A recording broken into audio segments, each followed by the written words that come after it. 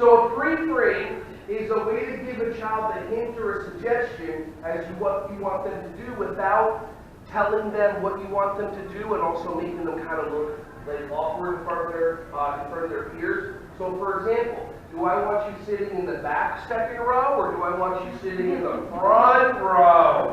So those are two examples of auditory pre-frames and visual pre-frames that I use. And sometimes the hard part about it is if someone's not paying attention, it's because I didn't get their attention. So I'll do a pattern instruct or something like, and then all of a sudden people are paying attention, and then I'll try it again and see if it works. So, do I want you sitting in the back row, or do I want you sitting in the front row?